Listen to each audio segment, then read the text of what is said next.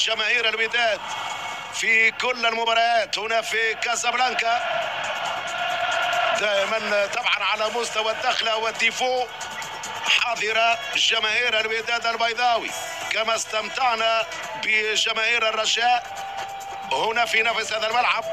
الفرجة مضمونة في المدرجات قبل الفرجة على أرضية الملعب هنا في مركب محمد الخامس.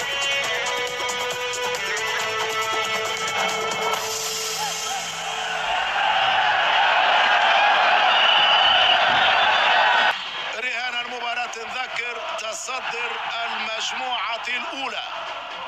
ذكر مباراة الذهاب 17 فبراير الماضي في ملعب 5 جويلية في العاصمة الجزائر. شبيبة القبيلة جياسكا فازت 1-0. التعادل يكفي جياسكا للمرور كأول المجموعة، والانتصار يمكن المدرب الشبيبة يبدأ مع انطلاق المباراة بعبد الرحمن مجادل في حراسة المرمى بن زايد.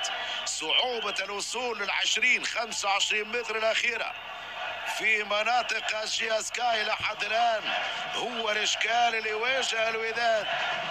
أرسين زولا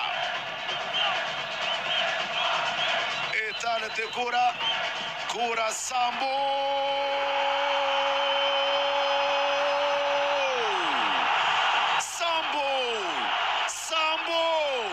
يفتتح التسجيل بتصويبة قوية يباغت عبد الرحمن مجادل.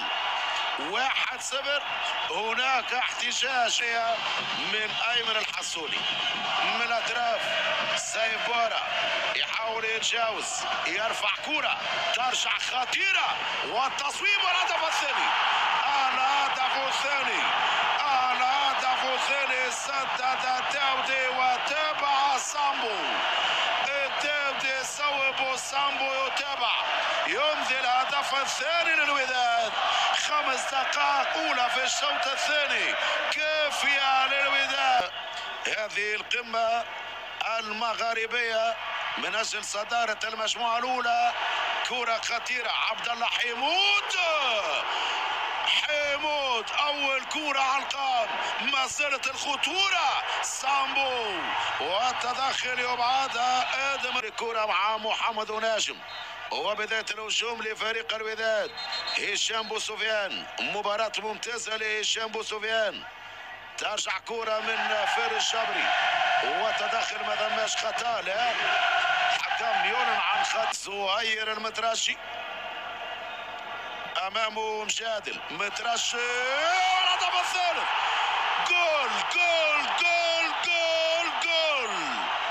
زهير المترشي الثانية الثابتة، سدد الأولى، مرت جانبية لمرمى مجادل وانتظر دقيقة.